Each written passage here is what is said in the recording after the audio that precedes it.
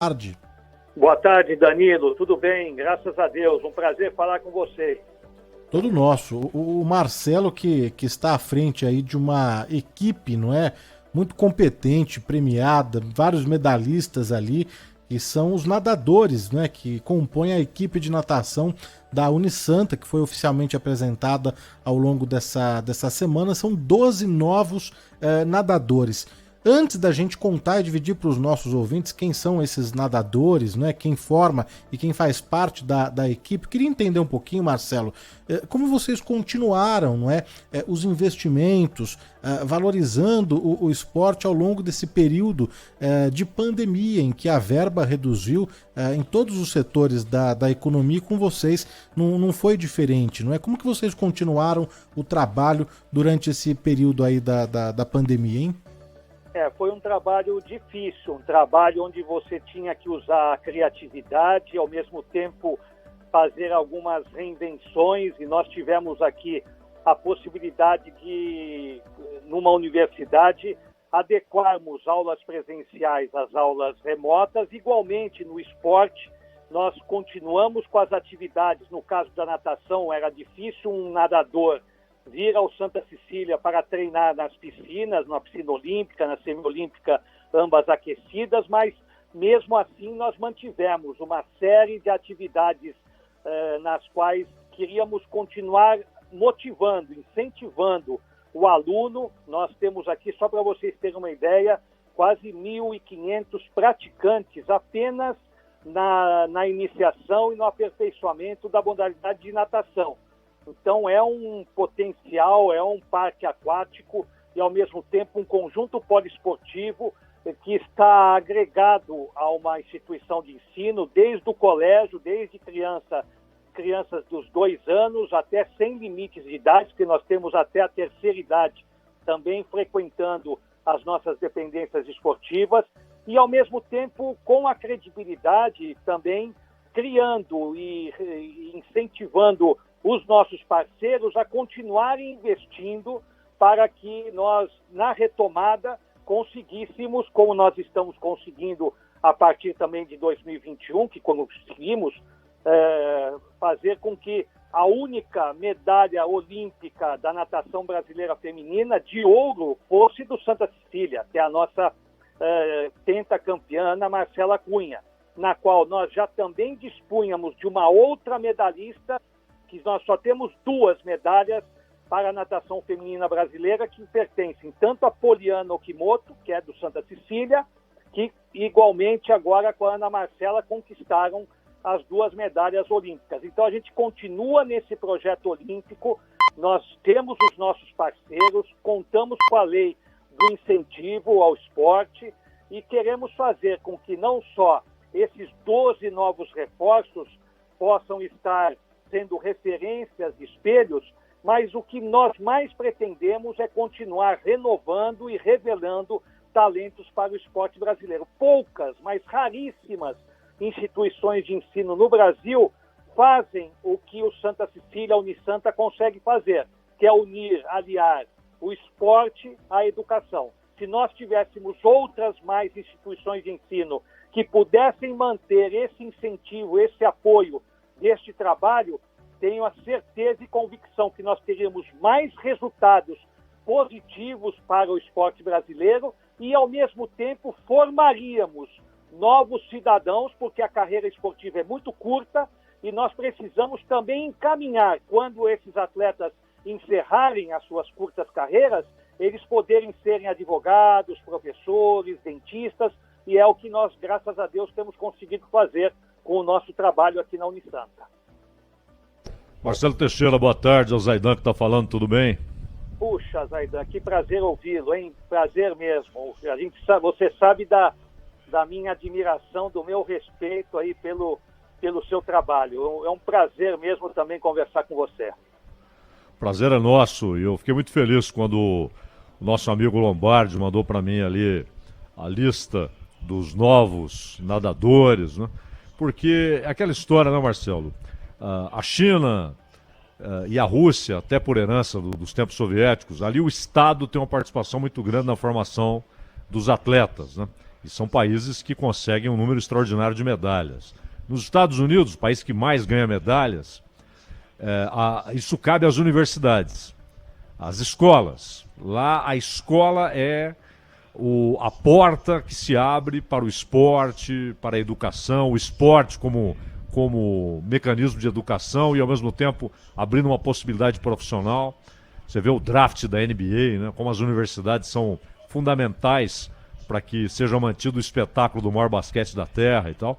E no Brasil, não há nem uma coisa nem outra. Não há uma política pública, e o que existe é muito tímido, né, parco, e a maioria das universidades, das escolas, muitas vezes se abstém de ter o esporte como uma ferramenta de formação, de recuperação social, de restauração, de abertura de oportunidades. Então, quando a gente vê uma universidade há muito tempo fazendo isso é preciso ser destacado. E eu até queria perguntar para você citou a Ana Marcela, que é um fenômeno, das maiores atletas do mundo, maratona aquática, ela é um emblema mundial, né? E não é que vocês pegaram a Ana Marcela, contrataram a Ana Marcela já como campeã do mundo. Isso vem desde a adolescência dela, que ela foi acolhida por vocês, né, Marcelo? É verdade. Você citou um fato importantíssimo. Nós, infelizmente, não temos uma política pública no Brasil que favoreça, facilite, dê transparência aos atos para que a gente atraia investidores e a gente consiga fazer com que tantos talentos possam desenvolverem as suas atividades nas mais diversas áreas, não só esporte, a cultura, a arte e em todas as demais áreas que nós poderíamos, de fato,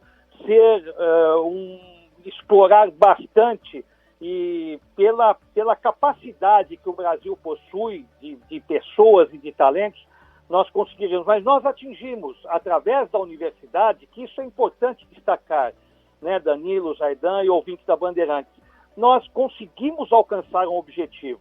Nós até então não tínhamos nenhum tipo de trabalho voltado para águas abertas no início, que agora são consideradas competições de maratonas aquáticas.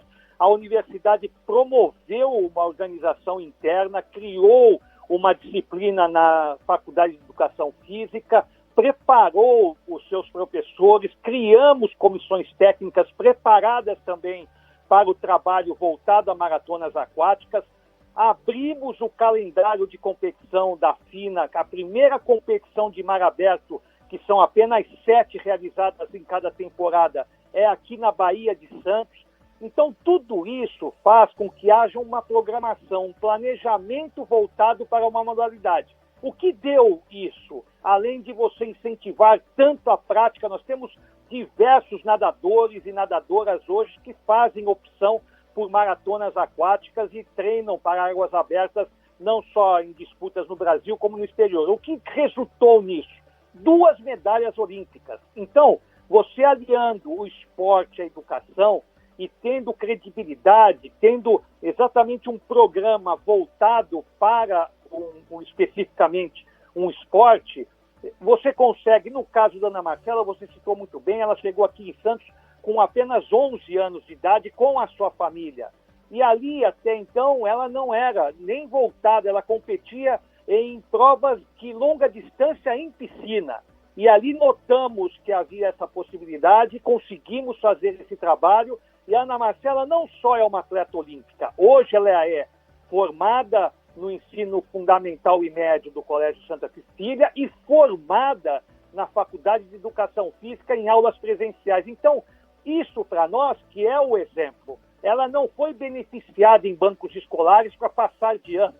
Ela conseguiu conciliar os seus estudos com as suas práticas e atividades esportivas.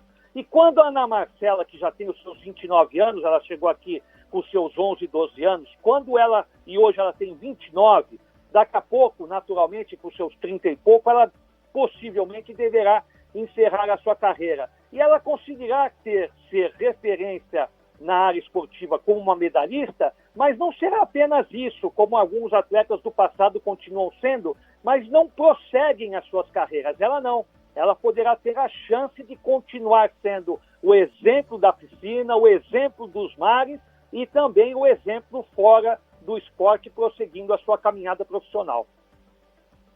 Marcelo, e esse evento que aconteceu aí na última quinta, isso mostra claramente que vocês não têm a menor dúvida que, apesar das dificuldades, o investimento vai continuar, essa política vai continuar, né? É na dificuldade que nós queremos crescer, né, Zaidan? Porque se você fica aguardando e esperando dias melhores e outras situações acontecerem, nós, nesse instante, nos momentos de baixa, nos momentos de dor, de perdas, como nós tivemos, infelizmente, com essas doenças e com essas situações todas ocorridas nesses últimos 2 anos, nós remanejamos verbas, buscamos esforços para que a gente conseguisse fazer com que em 2021 nós retomássemos as atividades e 2022 nós alavancássemos de fato como nós estamos criando. Uma possibilidade muito grande de que, dentre esses 12 novos reforços, só para a gente ter uma ideia, nós temos 10 atletas olímpicos. Então, cria uma tendência para esse novo ciclo que estará praticamente tendo em Paris os nossos objetivos principais. Nós queremos fazer com que até lá nós estejamos incentivando esses nadadores para manterem os seus índices, os seus níveis e atrairmos outros mais para que a gente consiga, somando esforços e conseguir fazer com que a delegação brasileira seja uma das mais numerosas e consiga fazer com que, não só através das conquistas, das medalhas olímpicas, mas também a maneira como cada um possa se superar e conseguir vencer, porque 1 segundo a mais num projeto como esse, e ao você estar duelando com tantos nadadores e atletas olímpicos de todos os países, para nós já é uma grande vitória também. Um atleta que tenha sido 16º, 18º, 12º, já chegar a uma outra final olímpica, estar entre os 8 melhores do mundo, essa é a nossa meta, essa é o nosso principal objetivo, é fazer com que os atletas se sintam bem, à vontade, que possam usufruir de toda a nossa infraestrutura, de todas as nossas equipes multidisciplinares, para que a gente consiga chegar praticamente com excelência a um projeto como esse e a uma Olimpíada de Paris, que será para nós realmente um motivo de muito orgulho. Ô Marcelo, só para encerrar da minha parte, eu não posso deixar de perguntar, não tem nada a ver com o nosso tema, né? Eu já imaginava, você, a sua vida tá irremediavelmente ligada ao Santos, né? Você foi presidente do Santos por muitos anos, presidiu o Conselho Deliberativo. Eu queria saber só uma coisa, não é nem sobre o momento atual, mas nós temos um novo mecanismo, que é a Sociedade Anônima do Futebol, né? O Botafogo, por exemplo, já fez essa opção, o Vasco, o Cruzeiro, a coisa também enroscada lá com o Ronaldo, mas deve sair. Você acha que é uma boa opção para o Santos? Zaidan, eu acho que é uma forma importante de você profissionalizar, mas você, como tantos ouvintes, devem lembrar, o União São João de Araras já foi um time profissional. O Vitória, nos anos 2000, revelou tantos jogadores, dentre eles, um deles que eu trouxe ao Santos, que foi o Fábio Costa, que era goleiro da seleção olímpica, também igualmente era uma sociedade anônima, ou pelo menos tinha um rótulo, né, de que eram times profissionais. O que aconteceu com tudo isso, né? O que houve de benefício para que o futebol brasileiro crescesse? Existe uma cultura, infelizmente, enraizada em termos de órgãos, em termos CBF, federações, e tudo isso. Agora vamos criar a liga. Nós também já pensamos lá atrás, no Clube dos 13, criamos várias vezes, tentamos a criação de ligas entre os clubes. A grande dificuldade é exatamente a política que existe no futebol. São os interesses, são as pessoas envolvidas que muitas vezes elas impedem de que o futebol chegue a ser o que todos nós sonhamos que a gente queira chegar. Então, eu acho que é válido, né? o Congresso teve essa participação de estudar a sociedade, essa possibilidade da transformação dos clubes. Acho, com toda a minha sinceridade, que clubes como Cruzeiro, Vasco e outros que já fizeram a opção, fizeram de uma forma muito prematura.